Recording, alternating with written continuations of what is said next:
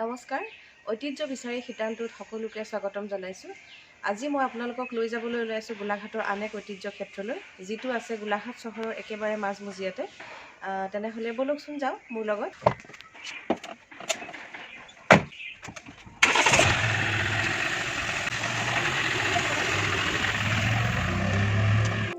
গোলাঘাট চহৰৰ মাজমজিয়াত থকা ঐতিহ্য ক্ষেত্ৰখন হৈছে ব্ৰিটিছৰ সমাধি ক্ষেত্ৰ। এই সমাধি ক্ষেত্ৰ আৰম্ভ হৈছিল 1876 চনতেই আৰু এই সমাধি ক্ষেত্ৰখন অৱস্থিত গোলাঘাটৰ দাস এণ্ড কোৰ বিপৰীতে আৰু কাষতে আছে গোলাঘাটৰ বিদ্যুৎ বিভাগৰ কাৰ্যালয়। আৰু এই সমাধি ক্ষেত্ৰখনৰ তত্ত্বাৱধায়ক জালাল আহমেদ ডাঙৰীয়াই আমাক ইয়ালৈ লৈ আনিছিল আৰু খুব সুন্দৰকৈ বুজাই দিছিল কথাখিনি। তেনেহ'লে চাওঁচোন আহক এই সমাধি ক্ষেত্ৰখন। গোলাঘাটৰ মাজমজিয়াতে থকা এনে এক ঐতিহ্যৰ বিষয়ে হয়তো বহুতে জানে, কিন্তু হয়তো বহুতে নাজানিবও পাৰে। সেয়েহে মই আপোনালোকৰ আগলৈ লৈ আহিবলৈ বিচাৰিলোঁ। এই সমাধি ক্ষেত্ৰখনত মুঠতে 28টা কবৰ আছে আৰু ইয়াৰ প্ৰথমজন হ'ল জন বাটলাৰ। তেওঁ ঢুকাইছিলে 1876ত 7 জানুৱাৰীত। তেওঁ আছিল এজন ব্ৰিটিছ প্ৰশাসনিক বিষয়া আৰু তেওঁ মণিপুৰ আৰু নগা ভূমিত জৰীপৰ কামত যাওঁতে লুঠা নগাসকলে তেওঁক হত্যা কৰিছিল। এয়া হৈছে 1876 চনৰ 7 জানুৱাৰী তাৰিখে মৃত্যুবৰণ কৰা জন বাটলাৰৰ সমাধি ক্ষেত্ৰ। খুব কম বয়সতে তেওঁৰ মৃত্যু হৈছিল, মাত্ৰ 33 বছৰ বয়সত মৃত্যু হৈছিল। আৰু এই সমাধিয়ে হৈছে এই সমাধি ক্ষেত্ৰৰ প্ৰথমটো সমাধি। আৰু এই সমাধি ক্ষেত্ৰৰ শেষৰটো সমাধি হৈছে জন গাৰ্ডন মেকিনটোছৰ। এয়া হৈছে শেষৰটো সমাধি। তেওঁৰ মৃত্যু হৈছিলে 1957 চনৰ 12 মে' তাৰিখে। তেওঁ বকিয়াল চাহ বাগিচাৰ মেনেজাৰ আছিল আৰু বিমান দুৰ্ঘটনাত তেওঁৰ মৃত্যু হৈছিল। ইয়াত থকা প্ৰত্যেকটো সমাধিতে মৃত ব্যক্তিজনৰ নাম আৰু তেওঁ মৃত্যু হোৱা চন, তাৰিখ, তেওঁ কি পদত আছিল আৰু তেওঁ ক'ত মৃত্যু হৈছিল, এই সকলোখিনি খুব সুন্দৰকৈ লিখা আছে। কোনোবাজন যদি টি প্লেণ্টাৰ আছিল, কোনোবাজন পলিটিকেল এজেণ্ট আছিল, খুব ধুনীয়াকৈ ইয়াত খুব সুন্দৰকৈ লিখা আছে।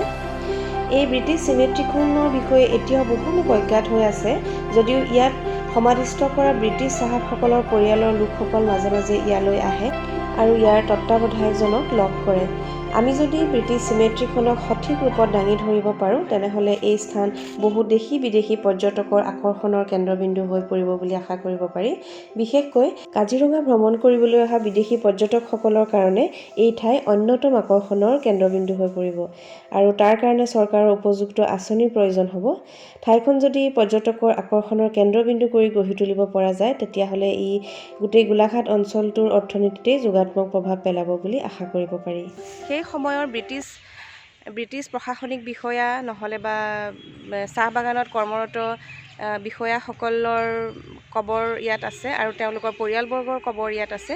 আৰু সেই তেতিয়াৰ পৰা এইটো আৰম্ভ হৈছিল 1876 চনত আৰু 1880 চনত এই কবৰস্থানখন চোৱা চিতা কৰিবলৈ এটা পৰিয়ালক দায়িত্ব দিয়া হৈছিল। তেওঁ আছিল আমি জনামতে আব্দুল আজিজ, আৰু সেই পৰিয়ালটোৱে এতিয়াও কেইবাটাও প্ৰজন্ম এই কবৰস্থানখন চোৱা চিতা কৰি আহিছে। তাৰে এতিয়া যিগৰাকী ব্যক্তিয়ে চোৱা চিতা কৰি আছে, তেওঁ আমাৰ লগত আছে। তেওঁৰ লগত আমি কথা পাতিম। আৰু গোলাঘাট মিউনিচিপাল বৰ্ডে এইখিনি চোৱা চিতা কৰে, তথাপিও কেয়াৰটেকাৰ হিচাপে এই পৰিয়ালটো আছে।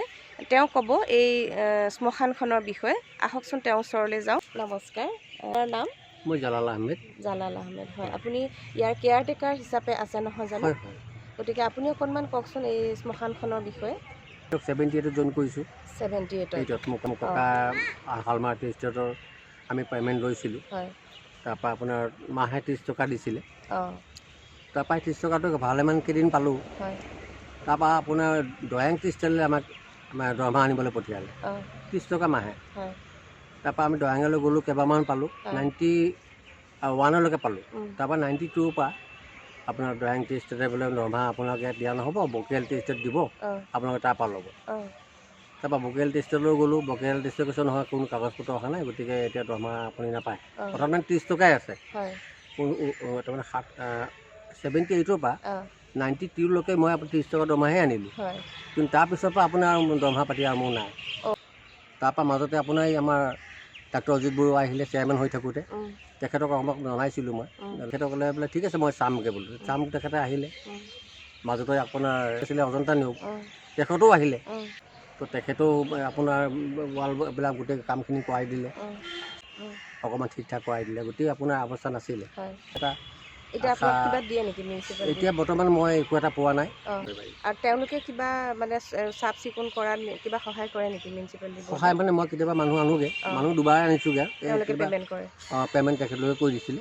আৰু কোনোবা আহেনে এনেকৈ চাবলৈ ইয়ালৈ? হয়, বাহিৰৰ পৰা আপোনাৰ খ্ৰীষ্টমাছৰ আগে আগে তেখেতলোকৰ বংশ পৰিয়ালৰ মানে কোনোবা আহি পূৰ্বপুৰুষ আহি সোমাই চাইহি, আৰু মোক কিবা এটা এনেই হাতত দি যায়।